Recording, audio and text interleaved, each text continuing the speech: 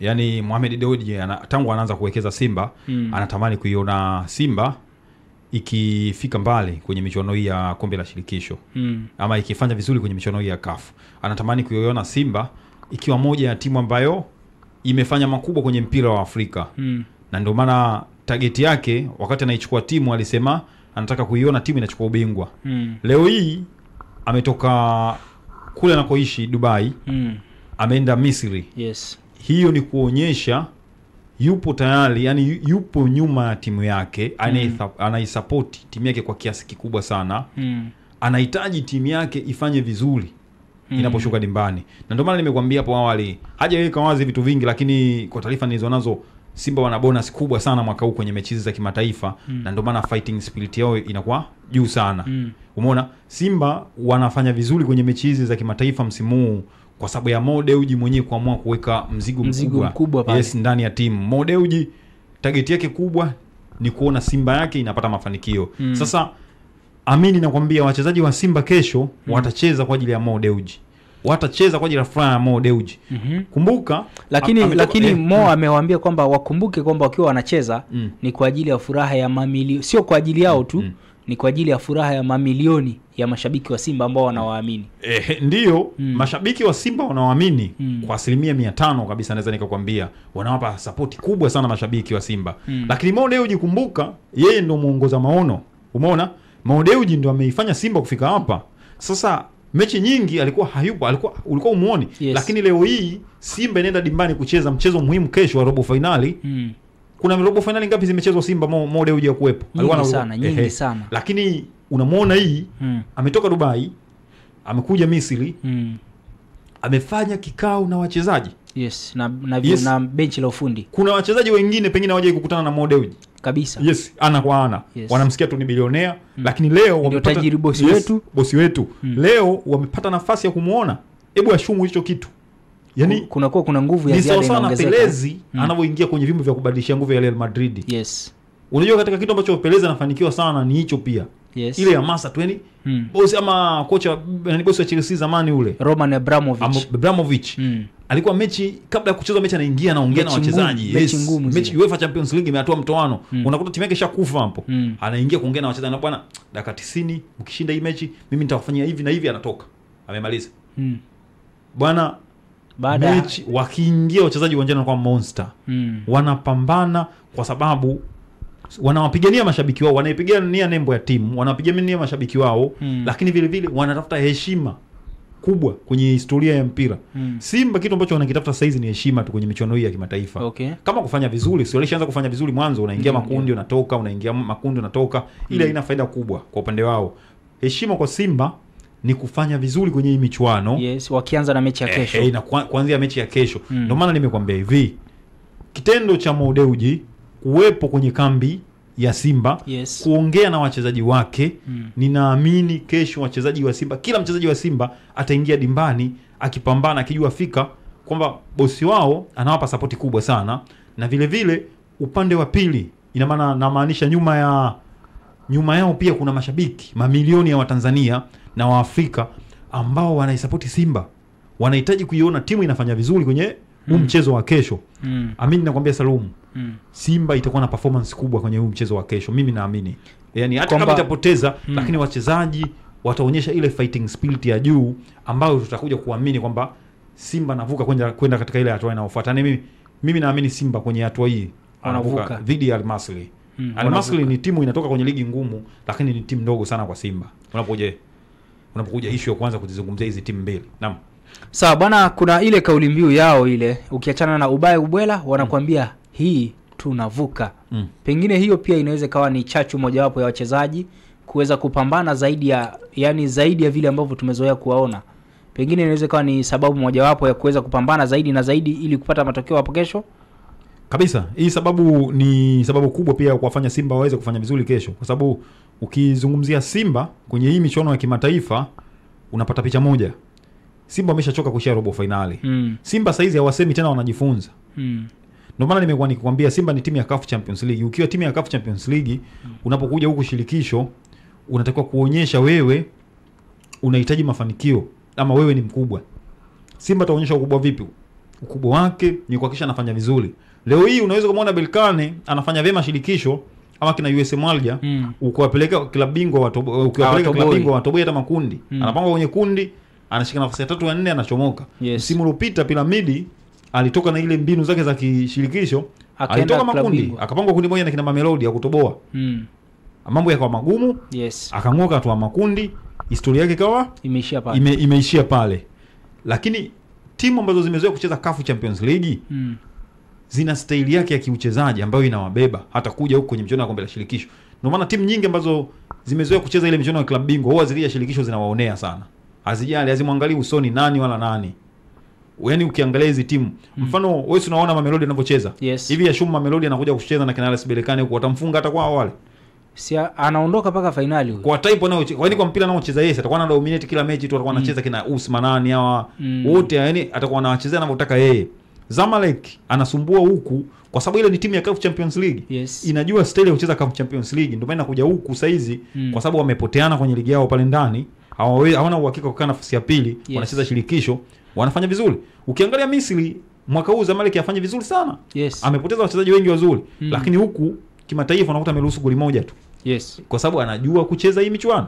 Sasa kama anajua kucheza hii michuano, lazima atakuwa na performance kubwa. Ndio maana nakwambiaje mimi kwa upande wangu mimi ninavyoiona kuelekea kwenye huu mchezo ambao tunaenda kuushuhudia kesho, wachezaji wa Simba wanatakiwa watambue kwanza wanaipambania timu ambayo ina logo, yani ina nembo ya Champions League, timu ambayo inatakiwa kucheza Champions League. Sasa wakija huku focus yao kubwa iwe ni kuipa timu yao ushindi. Kwa hiyo umakini unatakiwa kuwa mkubwa sana ndani ya dimba kwenye mchezo huu. Yani Simba, wachezaji wa Simba wanatakiwa wacheze kwa kujitoa. Wachezaji wa Simba kila mmoja ajue yani kuipambania timu yake, ikapata bao, ikapata sare, ikashinda, na hata kama ipoteze kwa wastani mzuri 2-1, umeona? Inakuwa na faida kubwa sana kwa upande wao kuliko kuruhusu mabao 2-0. Unakuwa na kazi ya ziada kufanya nyumbani. Kocha Fadlu David alizungumza akasema kwamba, na kwa namna ambavyo alizungumza, alisema amewafuatilia kwa uzuri kabisa Al Masry na amegundua kwamba target man wao ni Salah Mohsen ambaye ulikuwa ukimzungumza kama mmoja kati ya wachezaji wa kuchungwa sana kuelekea katika mechi hii. Akazungumza akasema kwamba hata style yao ya uchezaji ameifuatilia kwa muda mrefu na anawajua. Pengine hiyo inaweza kawa ni nafasi mojawapo ya Simba kuweza kuwa hatua moja mbele kwenye mchezo husika, kwa maana hapo kesho inaweza kuwa ni faida kubwa kwao. Faida kubwa sana. Unajua haja ya kosea kocha. Salah Mohsen ndo target man wa kikosi hiki cha Al Masry. Na hata ukiangalia kwenye ligi amehusika kwenye mabao 8. Ina maana amefunga mabao 7 na kutoa assist 1. Huyu ni mchezaji wa kuchungwa na ni mchezaji hatari na ni mzoefu.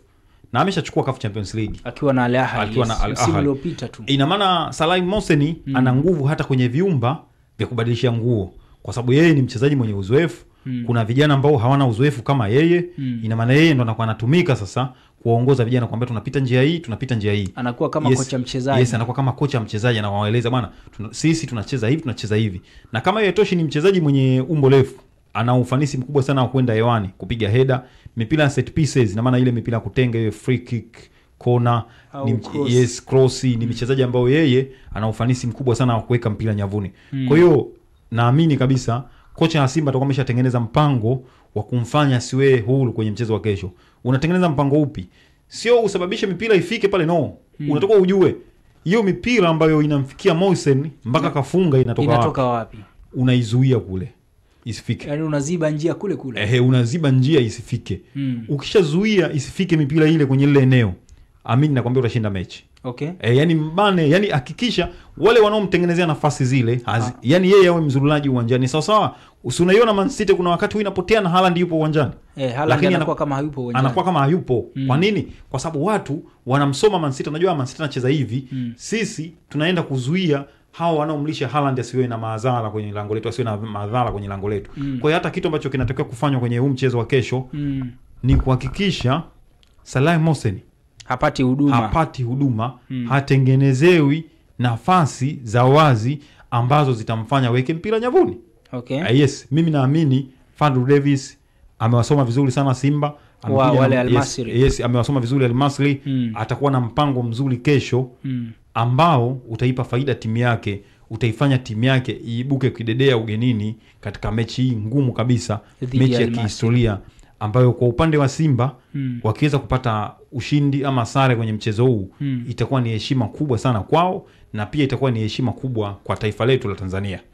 Simba ni vitu gani ambavyo wanapaswa kuviepuka katika mchezo huo, ambavyo kwenye mechi zilizopita umeona ni kama wanafanya vitu lakini sio vya msingi? Kesho wanapaswa kuviepuka ni vitu gani? Makosa ya kudondosha mpira kwenye eneo la ulinzi, yani kutopiga pasi sahihi ama kutokuondosha mpira ukaenda mbali. Okay. Nakumbuka walifanya makosa mawili kule zidi ya Constantine ya Algeria, chuma mbili zote.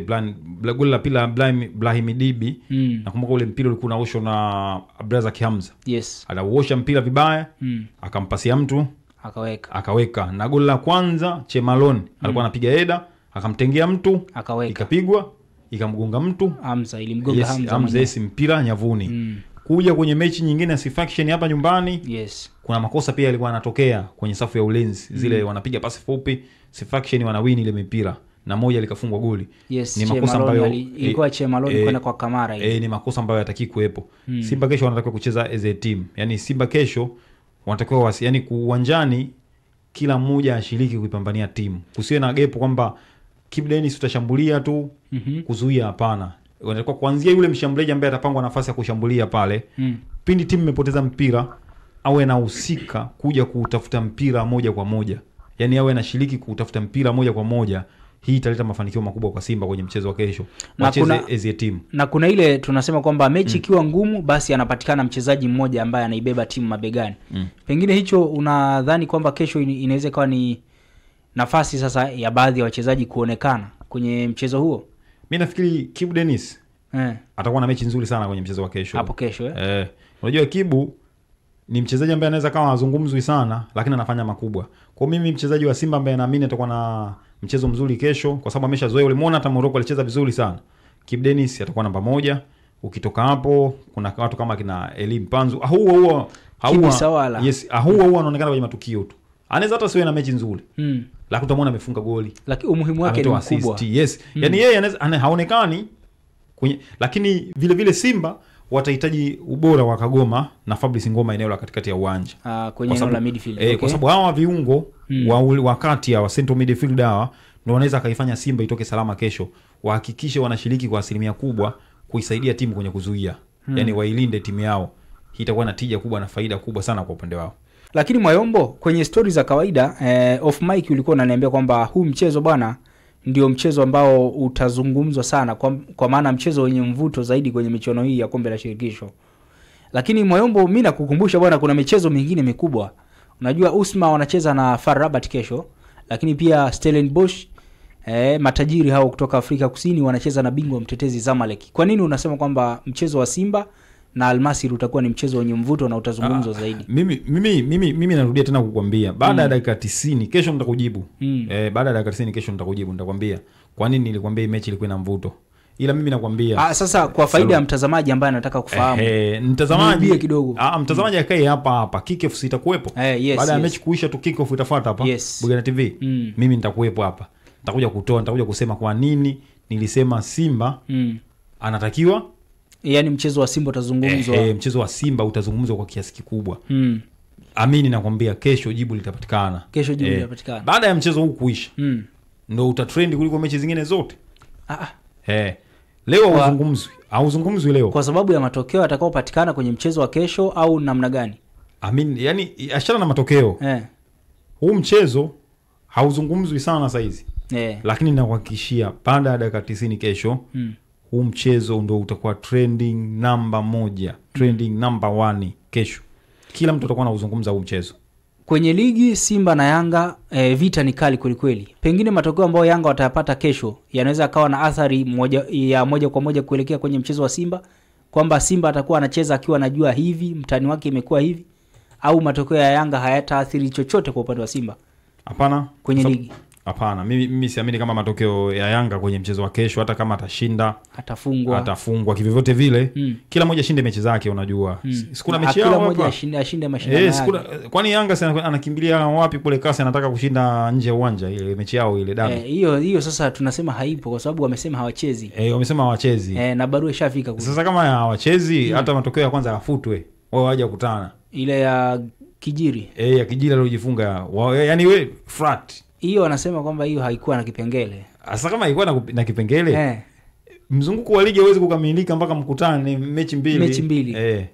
Sasa otherwise labda mmoja wao ameshushwa daraja katikati ya msimu.